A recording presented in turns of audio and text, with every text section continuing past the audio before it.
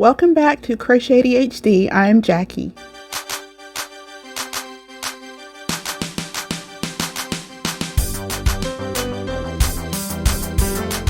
Today in Chit-Chat Cafe, I'm actually doing a crochet tag called Never Have I Ever Crochet Edition.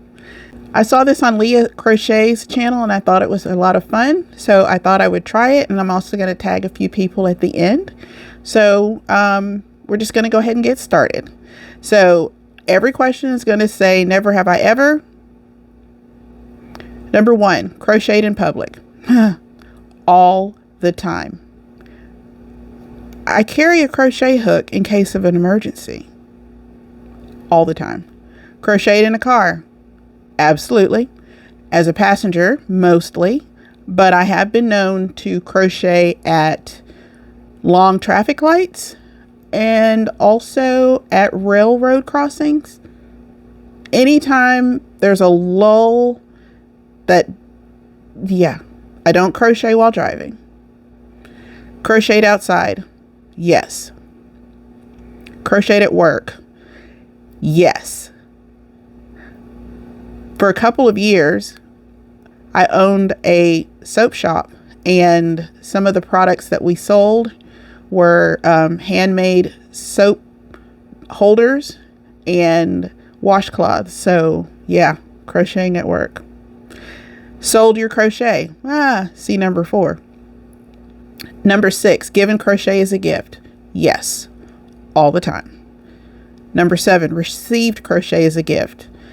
Yeah, I can remember when I was a teenager, my aunt crocheted me a handbag, and unfortunately it was stolen, but I'll never forget it. It was a nice, beautiful white handbag. I think it had some sort of beading on it. Number 8, hoarded yarn because it was on sale. Okay, I am not a yarn hoarder.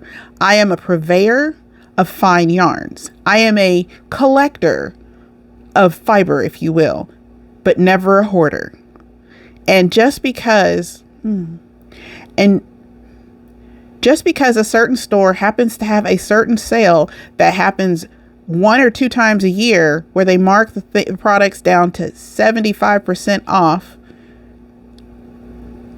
that simply allows me to, I'm not a hoarder. Number 9, spun your own yarn. No, but I was gifted some wool roving that I've had for a while that I would love to spin, but I already know my personality, and my personality is not lending to purchasing a spinning wheel or a spinning whatever. If there's a DIY kind of method that I can use just to spin up what I have, I'd be happy. I do not need, and I'm saying this not necessarily to you, but I'm saying it to me, Jackie doesn't need another hobby. Okay, number 10, spent hours looking at patterns. Doesn't everybody? I mean, even if you don't read patterns, because I know there's a lot, I didn't learn to read patterns until 30 plus years after I'd learned to crochet. So that didn't stop me from looking at patterns, looking at just the finished items. Ravelry is its own rabbit hole. I've been looking at knit patterns ever since I got on Ravelry, and I'm not a knitter. I'm a crocheter who can knit a few stitches. Spent hours. Number 11, stayed up all night to crochet.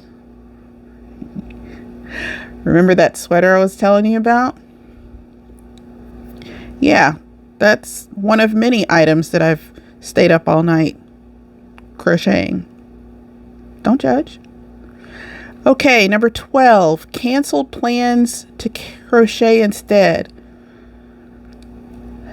I don't think so. If I canceled plans, it was for other reasons, and I just happened to be crocheting too. Number 13, taking on a huge project. Okay. This was a project that didn't start out huge, Right after Hurricane Katrina, I was inspired to make blankets for, because where I lived, Hurricane Katrina is, New Orleans is 4 hours south of me. So when they were evacuating people, a lot of people came up to my area, and I thought it would be nice for them to have blankets or something. So I contacted my local news channel just to say, hey, check this out. I'm thinking, I want to do something where I can make blankets. And so what I was asking was for people who crocheted or knit to make squares, and then I would put the squares all together to make blankets. And it was called Squares for Survivors. And oh my gosh, that thing took off way, way bigger than I ever thought it would. And I don't think I've put many squares together since then, because it was an insanely large project. We ended up donating all of the blankets. I had, there was a local yarn shop here that everybody kind of got together, and we got squares sent from everywhere. They were from other countries. Everybody they were sending in, they were woven, like, they weaved their own squares. They, oh goodness, they were made just so many different ways, aside from just crocheting and knitting. I was very impressed, but we ended up with so many squares, and it was definitely an undertaking. It took us probably a month and a half to put them all together, and then we were able to donate them. But yeah, that definitely was a large project, huge project. I'm not really sure that's what the question means, but that's my answer. Okay, number 14, gotten bored with a project. Hi, I'm Jackie. I'm a crocheter. I have ADHD. I get bored with a project quickly and often. Has anybody not? That's why you have so many. Okay. There are people who call themselves like monogamous crocheters or monogamous knitters. I don't know. First of all, kudos to being able to do that. I can't do it. I've tried. I can't. I get too bored too quickly. Sometimes I'll have 2 or 3 projects that are crocheting, but maybe using different hook sizes. And then I'll have a Tunisian crochet project going. And also, now that I'm learning to knit, a knit project. So even though I'm still working with yarn, it's still different enough to keep my brain from getting bored. Okay, number 15, skipped work to crochet. No.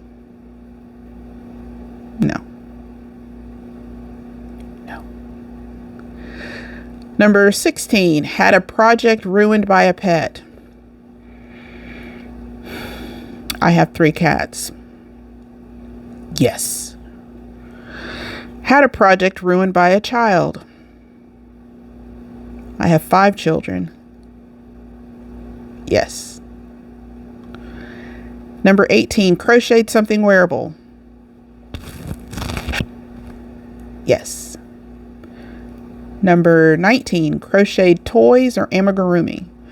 So when my 2 youngest children were small, they had like a play kitchen, and they had all these, plastic food things, but wasn't a big fan. So I actually crocheted a lot of their toy food. They had hamburgers, hot dogs. They had like crocheted Doritos, cookies. I don't know what happened to all of those, but yeah. And I got them all out of this right here. I love this little thing. It's got some of the coolest foods in it. I just love it. And it's an oldie but a goodie. Okay, number 20, bartered with your crochet. Yes. Yes. Number 21, made crochet items to donate. Yeah, again, back to the story about Hurricane Katrina. Number 22. Never have I ever had more than 5 whips at one time. It's normal. 23. Received yarn for holiday or birthday. I have received yarn. No, I have received gift certificates or gift cards for an anniversary gift that I in turn turned into yarn. So yeah. Number 24. Unraveled one project to start something else. A few times, but what I actually have been doing lately is I'm calling it a yarn corpse. Like if I've started making something and I don't like it, but I want to make something else immediately, I don't frog the first project because that's too many steps. So what I actually do is just pull the yarn off of the old one as I'm making the new thing. Yarn corpse. Number 25. Designed a crochet pattern. Yes, I have. Technically, I've designed a few. So yeah. And number 26. Published a crochet pattern. Yes, actually, in the 2007, I think it's 2007 Crochet a Day calendar, this project was published. And that is my girl. Isn't she adorable?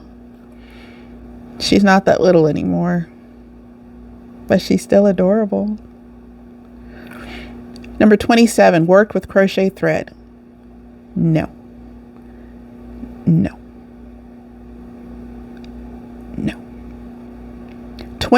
28. Never have I ever taught 1 to 5 people to crochet. I have. I taught my son and both my youngest daughters. I've taught 3 of my 5 children to crochet. Number 29, taught 5 or more people to crochet. Yes. Several summers ago, as part of the summer reading program, the local library had different classes that they were doing, and I taught several groups of teenagers to crochet. All in all, it was probably about 50 students broken up over a summer, and that was probably one of the most exciting things in my life, was teaching a younger generation to crochet outside of teaching my children. Number 30, dyed your own yarn. Yes.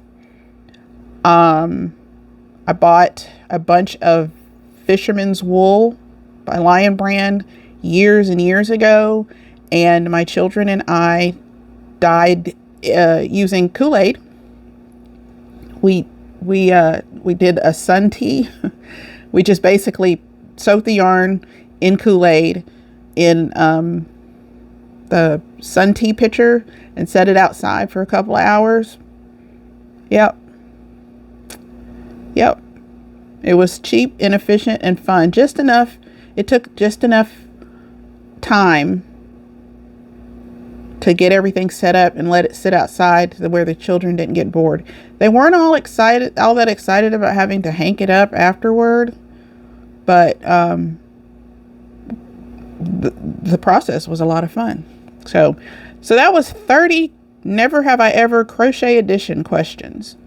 So now I'm wondering who I should tag next.